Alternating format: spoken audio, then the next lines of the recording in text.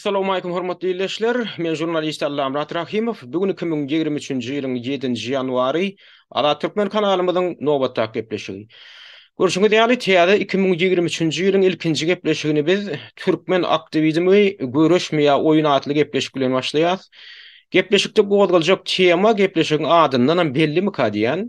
Bilşiňiz ýaly Türkmenistanlaryň arasynda hökümetiň syýasatyna garşy opposision hereketler Sovet häkimiýeti ýyllarynyň, ýagny 1980-nji ýyllaryň ahyrlaryndan bäri dowam edip gelýär.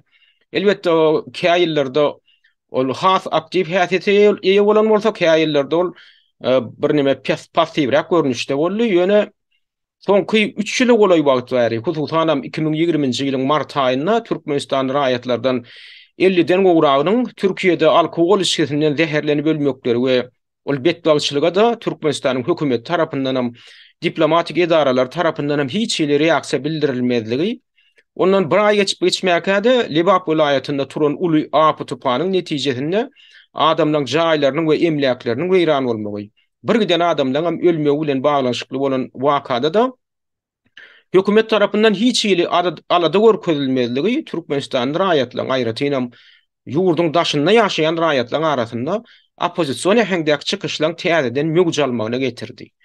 Şondan ýary geçen 3 ýyl bolan wagtyň dowamynda opposisionerler ýa-da aktivistler diýilip atlandyrylýan adamlar uly bir gala almadyk bolsalarym ýa dagdan bir kelle getirmedik bolsalarym hökümetiň alyp barýan adalatsyz syýasatyna garşy nähiller bir garşylyk görkezýän ýa-da iň bolmanda garşylyk görkezjek bolýan Türkmenistanlaryň bardygyny Türkmenistanyň hökümetine de halkara jemgyýetçiligine de görkezmegi başardylar diýsek ýalňyş bolmaz.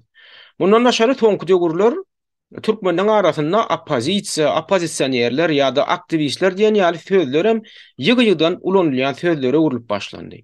Adamlar menne bu sözlere kim uguruşyp başladylar.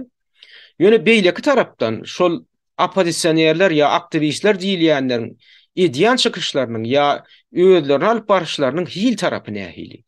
Demokratiýa, azatlyk, adam hukuklary diýip gıygıryan adamlar, üyeler şu gıygıryan zatlarına ne derecede düşünýän adamlar ya ne derecede şu zatları üyeleştiren ya da üyeleştirip biljek adamlar. Biroň üýe aralaryndaky gatnaşyklaryna seredip ya olaň syýasy medeniýetiniň derejesine seredip baha bermeli bolsa we ýyzlaryna düşmeli bolsa bular halky udaga gidip biljek adamlarmy? Udaga gidenlerine bular nireden çykarjak? Cehennemden çıkaracak ya uğurradan bäri ýanlaryndan çıkaracakmy? Bulan nireden çıkarjaklyklaryny häzirden görkezýän alamatlar barmy? Ine täze ýylyň sepgidinde şular ýaly soragyň üstünde biraz oýlanmaklygy ullukan zerurlyk bar diýip düşünýän sebäbi şunkugyn tutuş dünýä jemgyýetçiligi Merkezi Aziýa regiony Türkmenistan uly synaglar bilen ýüzbe dur.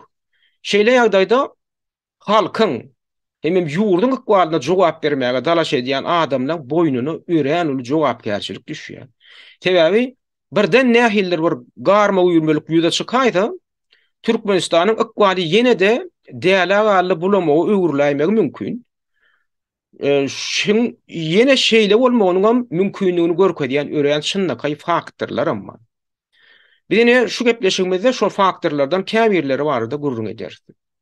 Ýöne esasy gurrunga geçmezden ozal men şu taýda käbir dinleýijiler üçin şu gepleşigiň adyndaky aktivizm ýa-da türkmen aktivizmi diýen sözdüň manysyny biraz düşündirmelimi diýen sebäbi gynansak da ýyleşlemediň içinde aktivist diýen sözdüň özüni hem dogry aýdyp ýa-da dogry ýazyp bilmeýänlerim köp. Käbirler hatda aktrist diýip ýatyr. Umuman aktivist diýen söz jemgyýete degişli nähiller bir problemany ýa-da problemalary çözmek ugrunda aktiv iş alyp barýan adam aňladýar. Aktivistlerin yine bir topary bar, olar jemgyýetçilige nähiller bir ideýany ýa-da ideologiýany wagt etmek bilen meşgullanýarlar. Ana şolar ýaly adamlara da aktivist diýilip bilinýär. Inni aktivist diýen sözdüň özüm aktiv diýen düýp sözden gelip çykýar. Aktiv diýen söz näme aňladýar? Aktiv diýen söz dürli dillerde şol zany ingliz dilinde de, rus dilinde de, türkmen dilinde de şo bir zady, ýagny işen bir hereket aňladýar. Ana şolar ýaly jemgyýetde işen hereket alyp barýan adam dürli meseleler boýunça aktivist bolup bilýär. Mysal üçin syýasat aktivist diýen düşünje bar. Syýasat aktivist diýmeklik şoňa degişli adam Şo jemgyetiň siýasatyny nähiller bir ýol bilen üýtgetmäge çalışýan adam bolýar. Ödem şo siýasat aktivistler diýilýänler adatça nähiller bir siýasat guramlary, siýasat partiýalary degişli bolýar. Ondan şolar şu jemgyýetdäki bar bolan siýasy guruluşdan nähille bolup ýa-da şoň haýsydyr bir aspektden, şoň bir jähtinden nähille bolup şonu üýtgetmäge çalışýan, şol urda işleýän hereket edýän adam şo siýasat aktivist bolýar. Ya da şoňa meňdeşlikden opozisiýon aktivisti ýa-da düşünje bar. Opozisiýon aktivistem şo siýasat aktiviste bir ýakyn adamnyň topory. Opozisiýon aktivistler esasan şol döwletde bar bolan ýa-da rejime garşy özlerini oponentler hökmünde goýýarlar. Olara opozisiýon aktivistler diýilýär. Olar adatça opozisiýon aktivistler hökümetin içinde durýan güýçler bolup bilýär. Şolar hatda parlamentiň hem içinde bir fraksiýa bolup bilýär. Bir kişirak topar bolup bilýär. Ýöne olar şol esasy güýç awara edýän, hökümet güýjüni awara edýän dolandyryş güýjüne özlerini oponentler hökmünde goýup, şolaň garşydaş bir güýjü hökmünde goýup, şolaň alyp barýan siýasatyna garşy durýarlar ýa-da tankid edýärler. Şolaň alyp barýan siýasatyna üýtgeşmegi ýerjek bolýarlar. Şonu üýtgeçjek bolýarlar. Ýöne Türkmenistan ýaly rejimiň şertinde. Olar parlamentiň içinde olar ýaly adamlar girdimeýärler. Yani hökümetin alyp barýan siýasatyna garşy durjaklary. Şolar ýaly ýagdaýda kähalatda ýurdun içinde hereket edip bilýän adamlar bolýar. Ýöne Türkmenistan ýaly gaty diktator rejimlerde onda ýurdun daşyndan hereket etmeli bolýar. Şoň üçin biziň emine opozisiýon aktivistler diýýänlerimiz şol ýurdun içindäki diktator rejimiň siýasatyny belli bir derejede üýtgetmek üçin aktiv hereket edýän adamlar bolýar. Şoň üçin olar opozisiýonerler diýýär ýa-da opozisiýon aktivistler diýýär. Ondan raýat aktivisti ýa-da raýat jemgyýetiniň aktivisti diýenem düşünje bar. Türkmenistan, ýene Türkmenistanyň mysalyny alsak, olar kim bolýar? Olar şol umumyň raýatlaň şu yerlerdäki meselelerini çözmek üçin aktiv hereket edýän adamlar bolýar. Ya has ýurdun derejesinde şu raýatlara degişli belli bir sosial meseleler bolup bilýär, belli bir aýdaly adamlaň kynçylyklary bilen, ykdysady kynçylyklary bilen baglanşykly meseleler bolup bilýär. Ana şolary çözmek uğrunda aktiv hereket edýän adamlar bolýar. Türkmenistanyň mysalyny alsak, aýdaly yerlerde aýdaly dukanyň eýeleri aýdaly adamlaň paýoklary dol beren o. Şolar ýaly hem adam nägilelik bildirip duran şolaň içinde bir arzaçylar bolýar, gowakçylar bolýar. Onları elbetde hökümetiň dili bilen atlardan atlandyrdan ýa-da şu dukanjylaryň dili bilen atlandyrdan olar gowakçylar bolýar, ýa arzaçylar bolýar. Ondan adamlar mysal üçin şolaň kömegi bilen şolar ýaly gowakçylaryň kömegi bilen öz meselelerini çözüp bilýärler. Ýa-da köplenç nägil bolýar, şolaň şu dukançylar şola kimden arzaçydygyny bilýärler. Öňü bilen şolar şagyrýarlar da şolaň paýogyny kesse berýärler, şolaň agdyny hem etdirýärler, sesini hem etdirýärler da onuň özlerini geçeceklerini edip berýärler. Şeýdip satyn alynýan wagtdan bolýar, ýa-ni raýat aktivistlerini. Ýöne umumyň şolar ýaly yerli meseleler çözmek uğrunda arza ýazyp beren, şol ýa-ni yerli häkimliň gapysyny nepip beren adamlar bolýar, gorkman. Umumyň şu bir gün arz etmese ya bir gün bir zatdan şikayet etmese arkaýyn ýatyp bilmeýän adamlar bolýar da her obada da bar olar ýaly iki adamlar. Ana şolar umumyň şu ýa raýat aktivisti diýilýär, şol raýat jemgyýetiniň aktivisti bolýar. Ol raýat jemgyýetiniň aktivisti diýilýän zat üýtgeşik bir şahly bir zat däl. Şu biziň görüp beren adamlar ýöne şol gynansak da şolar ýaly adamlar jemgyýetiň içinde az bolýar. Şolar has köpräk bolsa şonça da şo jemgyýetiň hem meselelerini çözülmegine gatyly ýardam edýär. Onda bundan naşaryn hukuk goraýjy aktivist diýenem düşünje bar. Olar ana adamlaň şo konstitusiýada ýa-da kanunlarda görkezlen hukuklarynyň şo hökümet çinownikler tarapyndan hukuk goraýjy organyň özleri tarapyndan umumyň şu döwlet tarapyndan hem hökümet strukturalary tarapyndan berja edilmek üçin hereket edýärler. Şolaň bozulan ýagdaýynda, ýagny adamlaň şu kanunlarda görkezlen hukuklary bozulan ýagdaýynda şu hökümet güýçleri tarapyndan şoňa reaksiýa bildirýärler. Şoňa sislenýärler, mümkinçilik bolsa ýurdun içinde, şoňa mümkinçilik bolsa gadyet jurnallarda çykyş edip ýazýarlar ýa-da sosial platformalarda ýazýarlar, çykyş edýärler. Eger Türkmenistan ýaly ýurda gedek gelenni, onda ýurdun içinde buňa mümkinçilik ýok bolsa ýurdun daşyndan hereket edýärler hukuk goraýjy aktivistler. Ana şolar ýaly aktivistlerimiz biziň emne Türkmenistan'da. Bunyň içinde de bar Ruslan Mätiýew diýdi ýa Farid Tuhwatowlyň diýdi ýa Täjgül Begmedowa diýdi, Anna Durdahajiw. Ana şolar ýene mysal getirýän. Ana şolar hakykatynda hukuk goraýjy aktivistler. Şolar madama adamdan kanuny hukugyna degişli meseleleri galdyrýandyrlar. Şoň çözülmek üçin şoň barada tanqid bilen çykyş edýändirler ýa beýana dedýändirler. Ya da ekoloji aktivisti bolup bilýär. Olar ana daşky gurşa goramak bilen meşgul bolýan aktivistler. Onu howa ziyan ýetirýär, howa zaýlanýar, hapalanýar, ya toprak hapalanýar, ya tebigata bir ziyan ýetirilýär. Şoňa aladasyny edip ýören adamlar bar. Türkmenistanyň içinde de ýaňy ýakynlara çenden bada aktiv hereket edýänler. Ýöne soňky wagtlar şolaňa mişine böwetdirilýär. Ýöne şol urda hereket edýän adam ana ekologiýa aktivisti diýil ýa.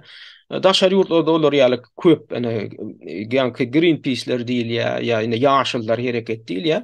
Şolar şo daşky tebigatyň aladasyny edýän adamlar da ya din aktivistler bolup bilýär. Din aktivistler adat şo dinlarlaryň öz içinden şo öz hukuklaryny gorap aktiv hereket edýän adamlar bolýar. Dinlarlaryň hukugyny gorap. Oňa da din aktivistler diýilýär. Indi emma bu aktivistlerden tapawutlukda nähil kynçylyk ýüze çykdy da ýa hökümet tarapyndan nähil adalatly siýasat adalanyp barylsa da Hudaý berer diýip oturan noram bardyr. Awa ödem olan sany ören köpdür. Ana olara Hudaý bererler diýilýär ýa-da Hudaý berenler diýilýär. Ene men kesitlemem boýunça aýdylanlar. Ana şo soňky wariant hatam laýykym ka diýen şo Hudaý berenler diýilen warianty. Adamdan umuma ine şular ýaly aktiv hereketine de aktivistlik ýa-da aktivizm diýilýär. Türkmen aktivizmi diýilende de biz ana olary bilen şol Türkmenistanyň arasynda onnomuna çykyş edip hökümete töhmet atyp ýörenler bardyr. Ýagny hökümetiň dili bilen aýdylanlar. Agdy boş töhmetçiler ýa watan dönükler diýilýänler. Ana şolar ýaly aýatlaryň alyp barýan ýanky hereketine de umumlaşdyryp biz Türkmen aktivizmi diýýäs. Aktivistli ýa aktivizmli mesele ine şuň bilen has düşünüklerek bolandyr diýip umyd edýän. Inni ýadyňyzda bolsa dekabr aýynyň ahyrynda biziň efire beren Sanjar wakasy näme hakykatlar we toslamalar adly gepleşikler tapbarymyzyň iň soňunda biz inniki gepleşikde ýagny şu gepleşikde şol odolky gepleşikler tapbarymyzyň umumy jemini jemledjekdigimizi hemem Türkmen opozisiýasynyň işinde göý berilen we göý berilýän käbir säwlükler hawa ýalňyşlyklardan sapa galmazlyk we siýasy medeniýetsizlik ýaly zatlaryň berýän hemem geljekde de bermegi mümkin netijeleri barada gurrun etjekdigimizi aýdypdy.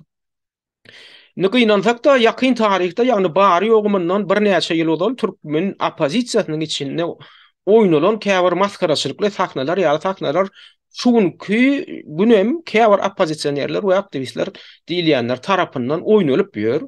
Olam ýöne ýerden bolanok sebäbi bir tarapdan şol sahnany oýnaýanlardan käbirleriniň öz oýnaýan oýunlarynyň nämedigini de düşünmeýändiklerini görmek bolýar. Käbirlerim şeýle sahnany öz gara wähitleri üçin bil katlaýyn oýnaýarlar. Netijede de Türkmeniň akwalyna jogap bermäge dalaş edýän adamlaryň oýnaýan şeýle oýunlarynyň geljekde tutuş halkymyzyň we watanymyzyň akwalyna ören yarama täsirini ýetirmek hupy ýüze çykýar. Sebäbi bu oýunlardan ýene de şol Türkmenistandaky diktator rejimleri dürüden zatlaryň ýyty gelýär. Oňa ýysam kim burnuny tutup barýar. Elbetde demokratiýa, azatlyk ejeňi näme deýin diýilip gyýgyrlýandyr ýöne Abdukulif Pahiriň aýdyşy ýaly Barış Şyhmuradowyň toporam demokratik şygarlary ulandylar, gyýgyrşdylar. Emma hakykatynda olaň döretjek bolan zady näme boldy? Nowatdaky bir diktatura bolupdy. Häzirki opozisiýner ýa aktivist diýilýändiň köpüsi gynansak da özleriniň şolar ýaly zat bilen meşgullanıp ýörenliklerini de düşünenoklar. Ya düşünýärlermi ka? Indi olaň şu noksanlyklary esasan nämelerde ýüze çykýar? Şu meseleni açyklaşdyrmak üçin men ýene de Türkmen opozisiýasynyň ýakyn tarihinde bolup geçen nowatdaky bir maskaraçylykly wakany mysal hükümde ýatlasym gelýär. Hemem şoň käbir wakalar bilen paralelliklerini meňdeşliklerini görkedesim gelýär. Ýöne şo gurruňy biz häzir şu gysgaçyk reklamadan soň dowam etdireriz.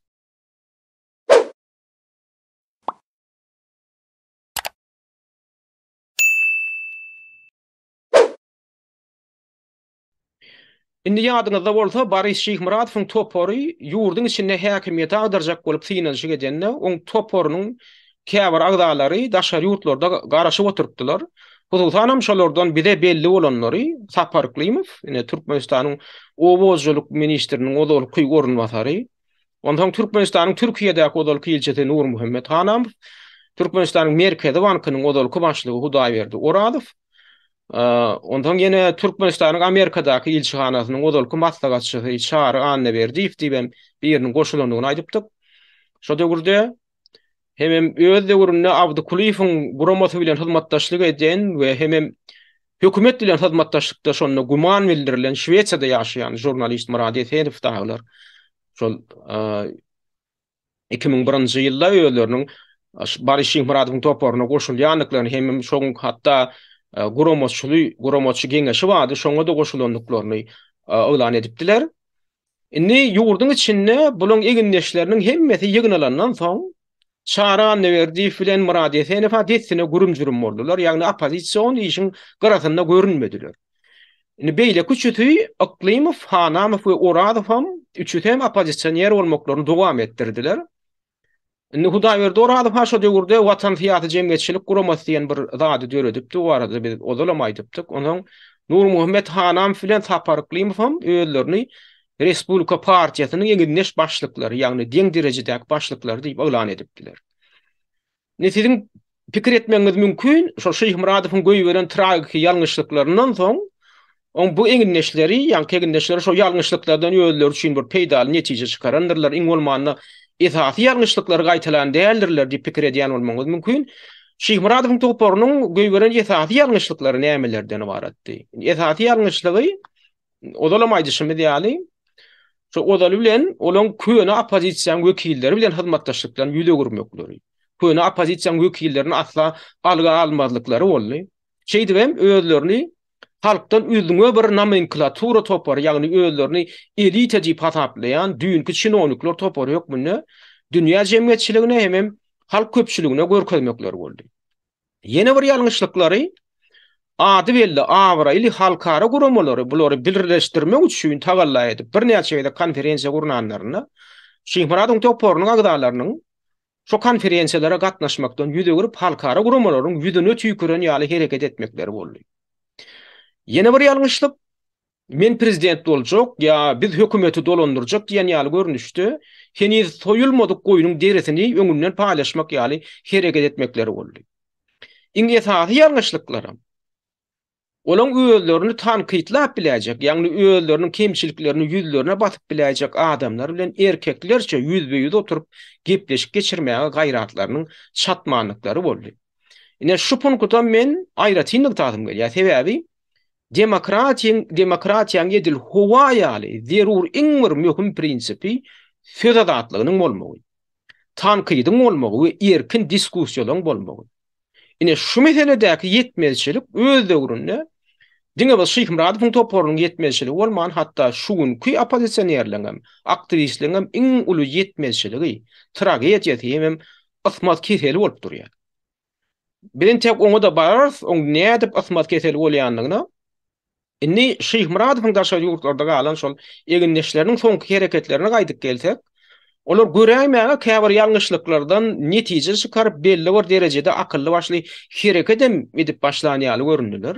Misal üçin 2001-nji 2002-nji ýyllarda Abdukuliýewiň toporunyň wekilleri bilen bir stoluň başynda oturmakdan ýa-da bir koalisiýa birleşmekden ýüze görenliklerine garamadan şol 25-nji noýabr tragediýasynyň soň Hanamowyň we Klimowň Respublika Partiýasy, Oradowyň Watan Fiýaty Jemgyýetçilik guramasy Abdukuliýewiň ADOT diýilip atlandyrylýan Birleşen Demokratik Opozisiýa bilen agyz birikdirip Soyuz Demokratических сил Türkmenistana, ýagny Türkmenistanyň demokratik güýçleriniň birleşigi diýen ad bilen koalisiýa döretdiler. Ýöne gynansak da bu koalisiýaň işem uzak dowam etmedi. Bular niýada filmedinden ozal bar ýogy bir kedek yüz oturup maslahat geçirdiler. O maslahatlaram üýtüşip görüşýärdi, maslahatlar bolmady. Esasan olan hyzmatdaşlygy telefon arkaly alınıp barılan gurulumdaşlyklar görünüşinde hyzmatdaşlyklar boldy. Iň soňunda da 2006-njy ýylyň 21-nji dekabrynda Niýazowyň ölmegi bilen bulan hyzmatdaşlygynyň hem soňuna soňun ekeldi. Indi siz Niýazow ölüpdir da Niýazowyň ölüm bilen muň nähili baglanyşy bar diýen bolmaňyz mümkin. Baglanyşy şunno. Niýazowyň ölmegi bilen on prezidentlik kürsüsine ýelemegi bilen işdäler giýinden açyldy. Yine bulan käbirleri men prezident boljak da men prezident boljak diýip başlady. Esasanam Hudaý berdi, Oradowyň ambisiýasy ören güýçli bolup çykdy. Bular näme diýerler? Ýanky Türkmenistanyň demokratik güýçleriniň bileleşigi diýilýän bileleşigiň esasy wekilleri Niýazow ölümden 4 gün geçen soň, ýagny 2006-njy ýylyň 25-nji dekabrynda opozisiýadan kimi prezidentlige kandidat ýokmuny hödürlemeli diýen meseleni maslahatlaşýarlar. Abdukuliýewiň Birleşen Türkmen opozisiýasy ýurdun içinde ýaşap beren, ödem ady il içinde belli bir derejede tanalýan Agdybirlik halk hereketiniň başlygy Nurberdi Nurmehmedowyň kandidaturyny hödürleýär. Sebäbi bu teklibiň yerlikli tarapy Nurberdi Nurmehmedow ýurdun içinde ýaşap beren, ödem tiýasy meselelerde tejribesi bar bolan sowatly adam. Onu şol wagt Niýazowyň ölüminiň edil ýany bir hepde ýaly izolyatora da salypdyrlar. Birden ýurdun içindäki opozisiýerlere baş bolup bula goýşulyga dämesin diýip nämemi ýöne uzak saklamadylar, tiýi wagtdan boşatdylar. Ýöne näme üçindir Nurberdi Nurmehmedowyň kandidaturasy bilen Hanam filan Oradow alalaşmadylar. Oradow öz kandidaturasyny öňe sürýär, muna Abdukuliýewiň guramasy kabul edeni. Şeýlelikde Abdukuliýewiň guramasy, ýagny Birleşen Türkmen opozisiýasy Nurberdi Nurmehmedowyň kandidaturasyny öňe sürmeli diýen karar bilen galýar. Hudaý berdi, Oradow hem öz kandidaturasy bilen galýar. Onam Nurmuhammed Hanam bolýar. Ýöne şol günüň edil ertesi günü 26-njy dekabrda bu ikisi, ýagny Hanam bilen Oradow Ukrainanyň paýtagty Kiýewe baryp şo taýda bir giden jurnalistler öňünde çykyş edýärlerdi. Ähli Türkmen opozisiýon toparlarynyň adından prezidentlige ýekede kandidat ýokmuny Hudaý berdi, Oradow hödürlendi diýip elan edip tutuş dünýä jemgyýetçiligine ýalan sözleýärler. Olaň bu beýanat hem edil şo günüň özünde bir giden rus dilli media terişdelerine peýda bolýar. Men şo habarlardan käbirlerini şonu arhiw üçin taklap galypdym. Şolardan käbirlerini siz şu wideoň aşagyna ýerleşdirilen şelgilerden iň ýokarky kısmyna okap bilersiňiz. Olar elbetde rus diline düşünmeýänler o habarlary Google'un terjime sahypasynda terjime edibem okap bilerler. Men onu häzir size şu taýda görkezbem biljek şu habarlardan. Şu habarlaryň nähili görnüşdigini. Ina şu taýda men şular ýaly faýlda ýerleşdirdim. O şu taýda haýsy çeşmede şowun ýanky berilendigi 26-njy dekabr 2006-njy ýyly görkezlendir habaryň adamma. Jada bir giden habarlar vardır işte da uluyunrağı wa gaýskarağı. Indi bir näçe tany şonu okap öýdüňiz hem görersiňiz, bulan şo ýanky sözlän ýalany wa nähili ýalan sözläpdirler dünýä jemgyýetçiligine.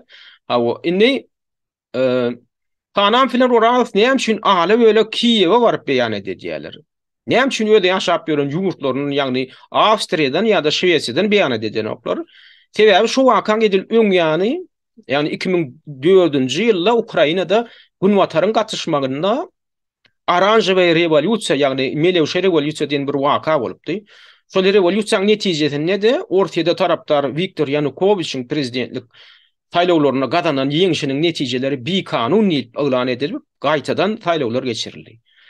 We şo gaýtadan geçirilen saýlawlaryň netijesinde de Günwatara tarapdar Viktor Yushchenko diýen biri häkimiýet başyna getirilipdi. Ana Hanam filan Oradow ham indi şol Günwatara tarapdar Viktor Yushchenkodan hem oň arkasynda duran güýçlerden hem gollu hantama bolup şolar Türkmenistanda häkimiýet aljak bolýan güýçlere de haýkuş diýerler we bizi häkimiýet başyna getirirler diýen bir türkanaja umyt bilen şo Kiýewe baryp şo taýda beýan eden bolýarlar. Indi olaň eden bu beýanatynyň ýeri bilen olara beýlik opozisiýerler destine jaň edip şo taýda Abdukuliýew bilen taparyklymy ham jaň edip Hudaý berdi, Oradowyň kandidaturasyny öz razylyklaryny bermeýänliklerini aýdýarlar. Hemem Bular ýaly yalan maglumat ýaýratmaklaryny bet etmeklerini talap edýärler. Hatta şu beýanatyň edil ideýany 28-nji dekabrda Sapar Klimov Respublika Partiýasynyň ýeginleş başlygy hökmünde sebäbiň belläp geçipdim da Hanam bilen Sapar Klimov şu Respublika Partiýasynyň ýeginleş deň derejedäki başlyklary hökmünde iş alyp barýardylar şu wagt. Indi Sapar Klimov şolaň ýanky söýlen ýalanyna protest bildirip Respublika Partiýasynyň ýeginleş başlygy hökmünde internetde ýürüýte beýanat ýaýratdy. Şo beýanatda da Hanam filan Muradowyň hereketlerini açyk ýazgardy. Indi şo beýanatyň teksti mende bar. Oňam çelgetini şu näme videoň aşagyndan siz tapyp bilersiňiz, ona men görkedeýin şuýda durandyr. Şular ýaly tekst, şo döwürde şo Sapar Klimov'un yerleştiren, internetde yerleştiren teksti. Indi bu taýda Sapar Klimov esasy näme diýär? Esasen aýdýan zady şol Abdukuliýewiň toporuň aýdyşy ýaly biz öz radylygymyzy o Radowyň kandidaturasyna bermedik. Siz onu nerden tapdyňyz? Bu ýalan maglumat. Biz oňa garşy sebäbi opozisiýa tarapyndan başga da kandidatlar hödürlendi diýip şo taýda Nurberdi Nurmambedowyň adyny agdaýa şoň hödürlenenini ondan soň Nazar Söyünow Pahir boldy da Nazar Söyünow öz boluşdy bor hereketçi wady, ony Возрождение diýip atlandyrýar. Nazar Söyünow o Moskwada ýaşap ýörer. Olam öz kandidaturasyny hödürledi. Olam eglan etdi da.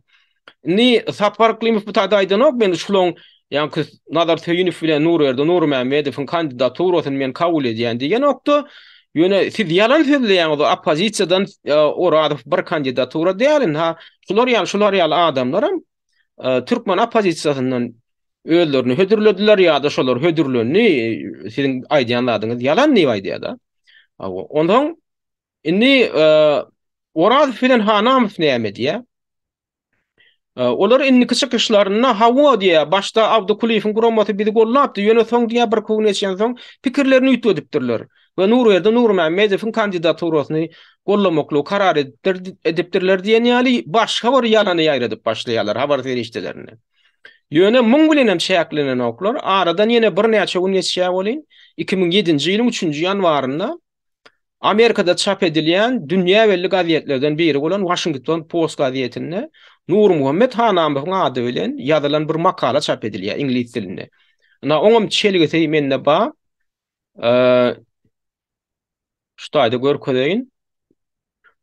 Şo döwürde gazetin özünde de çykan hemem şoň internet versiýasy bardy, elektron versiýasy. Ine şu adam şoň çelgesi mende bar, şoň yerleşdirdim şuýda görüşüňiz ýaly şu makalanyň Türkmenistanyň diýätäde başlangyjy üçin beýade başlangyjy diýip atlandypdyrlar da.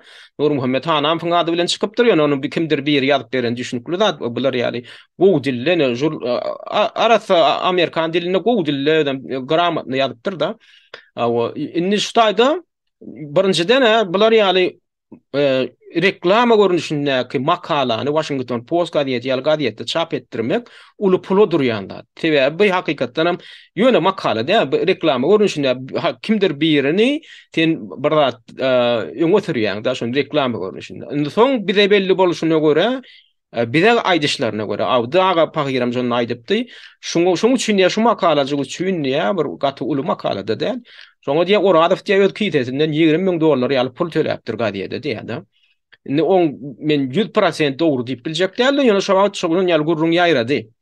Indi bu makalada näme diýilýär? Esas diýilýän zat şu abzasy ýene nowatdaky ýalan söýlenilýär. Birinciden bu diýen zat Hanamyň adyndan ýazylsa da şol Oradow bilen Hanamyň öz pikirleri hamala şol häzirki geçjek saýlawlarda diýär iň bir möhüm kandidat hökmünde Oradowyň kandidaturasy diýär halk tarapyndan hem gollanylýar diýär. Ödem aýdýarlar şu diýär biz niden bilýäs diýär biz ilat için ilat arasynda diýär pikir soraýşlyk geçirdik diýär. Şu pikir soraýşlykda da diýär ilatyň aglaby bölegi diýär Türkmenistanyň Türkmen jemgyýetiniň aglaby bölegi Hudaý berdi Oradowyň kandidaturasyny golladylar diýär. Şoň üçin edil häzirki wagt saýlaw geçirildi diýär.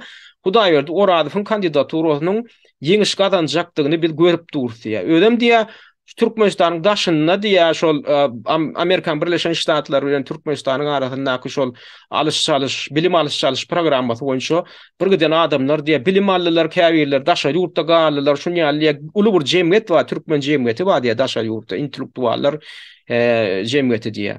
Şolaňam diýä studentler hem intellektuallar diýä. Şolaňam diýä jebitligini saklamakda bir bitew bir jemgyýet hökmünde Hudaý berdi orada ullukan iş etdi diýä. Yalan dünýäde ol nirde o jemgyýetler bilen işleşipdir Hudaý berdi orada. Ondan haçan on ýal pikir soraşlyk geçiripdir. Ondan ýene diýen zatlary şu diýä eger diýä oradan kandidaturasyny kabul etmeseler diýä Türkmenistanyň häzirki nemeti hökümetiniň adamlary. Onu diýä şonu siz diýä inkar etmeňiz haýyş edýän umumyň diýä şo geçirilýän saýlawlaryň netijesini hem şonu kabul etdirmek üçin siziň diýä alat etmeňiz hem Ýewropa Birleşiginiň hem Birleşen Ştatlaryň diýä da şonu talap edýäs diýä. Ondan diýä öldürem nemäne magdak geçe Belarusiýa. Siz diýä Belarusiýa diýä gaty ul batyş görkezýän Lukashenko bolan ýöne diýä Lukashenko rejimi hem türkmen rejimi bilen deňeşdirilenle has ýumşak rejim diýä. Emma näme üçin diýä Türkmenistana gedek gelende diýä siz şolar ýaly batyş görkezýän doktor atyp onam ýanky bir gaýtaklaýyn tankyd edipdir da ýanky makalada. Indi şol Washington Post gazetinde şu kan yankı şol Nowatdaky ýalanyň ýydy bilen bu wakary reaksiýa bildirýän Awdy Kuliýewiň Birleşen Demokratik Opozisiýasy ýöne hem Türkmenistanyň demokratik güýçleriniň bileleşiginiň adyndan ýörüýte beýannama ýaýradýar. Oňam tekstini men şu videoň aşagynda ýerleşdirdim. Onam häzir men size görkezip biljek. Onam şu dokumentleri men näme üçin ýerleşdirýän? Haştaýda 5-nji ýanwarda 2007-nji ýylda çykan beýanat şu gurumly beýanat. Bu dokumentleri men şu kim şular ýaly nämäni maglumatlary arkiw üçin saklaýan bolsa şunu göçürip altynlar diýip saklady. Goýdum şu videoňa aşagyndan. Şonam siz näme diýem öz kompýuteriňizde ýa telefonuňyzda ýükläp biler ýaly edip goýdum da. Şunu kim näme taryh üçin saklajak bolsa saklasyn.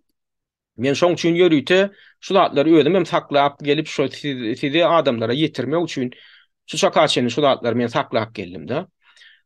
Inni bu taýda Awdy Kuliýewiň ýanky Birleşen Türkmen Opozisiýasy näme diýär? Hem ýanky bileleşigiň nemesinde näme diýär?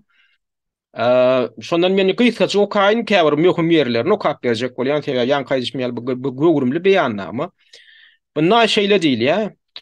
Türkmenistanyň Birleşen Demokratik Opozisiýasy geçen ýylyň 25-nji dekabryna Awraýly türkmen opozisiýoneri ýurtda hukuk döwletiniň gurulmagy we demokratiýa uğrunda ýa-da göreşiji Türkmenistanyň Agdy Birlik Demokratik Halk Hereketiniň başlygyny gurberdi. Nurmammedowiň kandidaturasyny öňdäki prezidentlik saýlawlaryna kandidatlyga teklip etdi we Respublikan hem Watan partiýalarynyň liderlerinden gollaw sorady.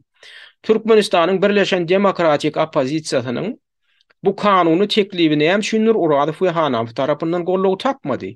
Nurberdi Nurmammedowiň rejim tarapyndan gastaly tutsak edilmegi elbetde bu meselede hiç kimiň onuň kandidaturasyndan ýüze görünmäge tutark bolup bilmez. Emma Hanaw bilen Uradow ödara dilleşip Uradowyň kandidaturasyny prezidentlige hödürlediler. Türkmenistanyň Birleşen Demokratik Opozisiýasy Uradowyň kandidaturasyny ret etdi we muny desine olaň dikkatyna ýetirdi.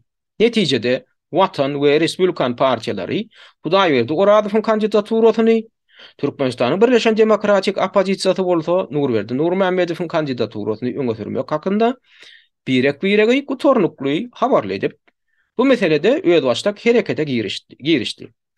Edil şu ýerde de bizim üçin garaşylmadyk bir waka ýüze çykdy. Bar ýogy bir näçe sagatdan dünýäniň köpçüliklerine habar berişleri işlerinde aýratynam Rus we Ukrain köpçüliklerine habar berişleri işlerinde Türkmenistanyň demokratik opozisiýon güýçleriniň Türkmenistanyň öňdäki prezidentlik saýlawlaryna umumy kandidat hökmünde Hudaý berdi Uradowyň kandidaturasyny görkezýänligi habar berilip başlandy.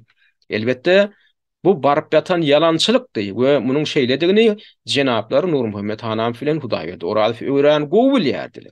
Muňa garamazdan olar Türkmen opozisiýasynyň taryhynda görülmedik aýyp hereket edip öz eňindeşleriniň adyndan galp habar ýaýratmaga çenli barp ýetdiler. Haçanna biz bu galplygy paş edenmizde olar köpçüliklerin habar berişleri işlerini adot başta Oradowyň kandidaturasyny gollapdy. Emma soň pikirlerini ýitip Nurberdi Nurmammedowyň kandidaturasyny hödürlediler diýip galplyklaryny düzeltmekden geçen gaýta onu has hem şuňlaşdyrdylar.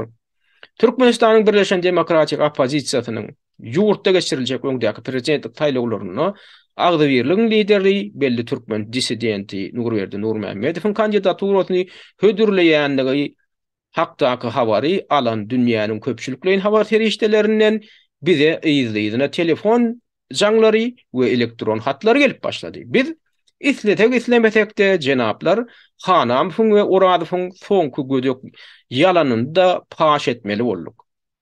Biz olar şundan soň akyllaryna aýlanarlar we ödeden işler üçin köpçüliklerin habar berişleri işlerinden we Türkmenistanyň Birleşen Türk Demokratik Opozisiýasyndan ötünç sorarlar öýtdik. Emma gynansagam garaşanymyz çykmady. Oradow bilen Hanamow öz ýalançylyklaryny hassa berkitdiler diýip şol ýanky Birleşen Türkmen Opozisiýasynyň adyndan hemem ýankaýdyşymyz ýaly Türkmenistanyň demokratik güýçleriniň belirleşiginiň adyndan 2007-nji ýylyň 5-nji ýanwaryna ýerleşdirilen beýannamada aýdylýar. Inni soň beýannamaň soňuny näme bilen jemleýärler bular? Inni Hanamow bilen Oradow ýalan maglumatlary Günwataryň awraýly metduatyna da ýaýratmaga girişdiler. 2007-nji ýylyň 4-nji ýanwaryna Washington Post gazetinde çap edilen Hanamowyň makalasy muňa mysaldyr. Türkmenistanyna hiç hili pikir soraýşlyk geçirmeden geçirdik diýmek. Daşa ýurtlarda okuyan türkmen studentlerinden 5 tansynyň adyny bilip, muny syýasy maksatlar üçin peýdalanmak ahlaksyzlyk diýip hasap edýär. Halkara metduat serişdeleriniň we Günwataryň demokratik ýurtlarynyň Hanamow bilen Oradowyň bu galplygyna näçe wagtlap çydajakdyklaryny, olaryň ýüpleriniň üstünde odun goýjakdygyny, goýmajakdygyny bilemzok, ýöne bir zat anyk. Şu günden beýlek Türkmenistanyň Birleşen Demokratik Opozisiýasynyň ýoly jenaplar Nurmuhammed Hanamow we Hudaýberdi Oradow bilen gotornukly aýrylyşýar. Biz olary bu günden beýlek nomenklaturaçy opozisiýa diýip adlandyrjak we olardan we olaryň edýän galplyklarynyň çetleşjek. Sebäbi olar galplyk etmek bilen Türkmenistanyň demokratik güýçleriniň belirleşiginden möhüm maddalaryny we alalaşyklaryny dören gününden bäri ýygyderli bolup gelýärler. Şoň üçin biz olaryň bu guramadan meýletin çykmaklaryny talap edýäris. Mundan beýlek biz bu adamlaryň adynyň demokratik opozisiýanyň awraý bilen baglanşdyrylmagyny islämzok.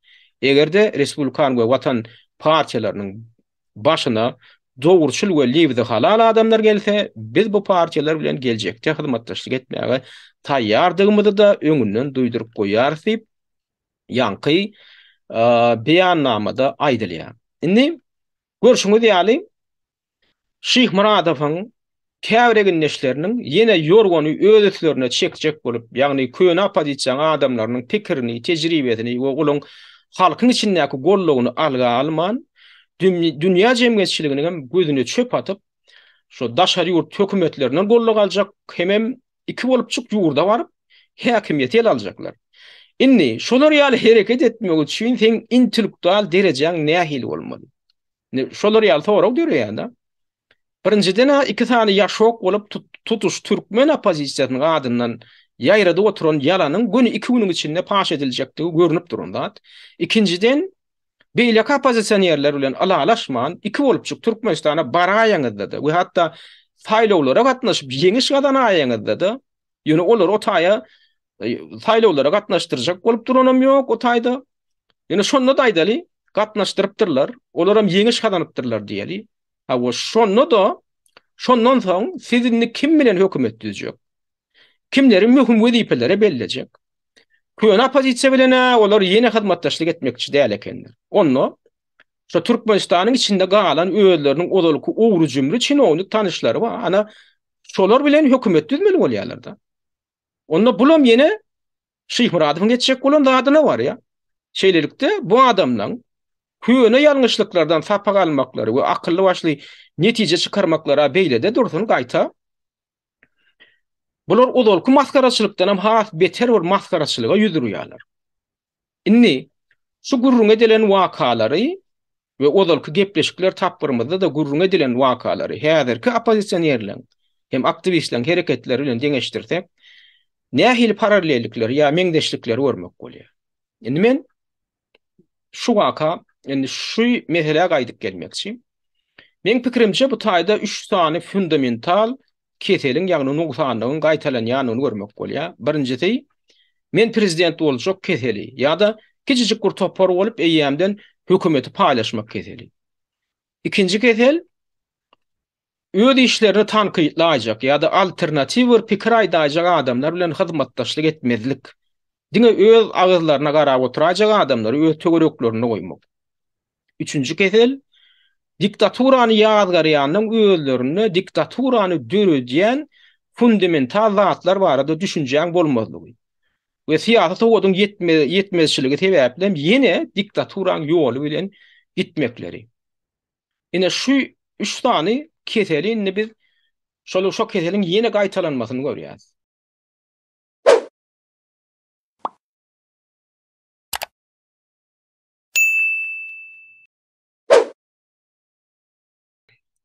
Hormatly dinleýijiler, türkmen aktivizmi göreşme ýa-da oýnatly gepleşigimiň birinji bölümini biz şu ýerde tamamlaýas. Bu bölümde biz türkmen opozisiýasynyň ýakyn taryhynda bolup geçen käbir çynlaka ýalňyşlyklar we şowkörlükler barada gurrun etdik.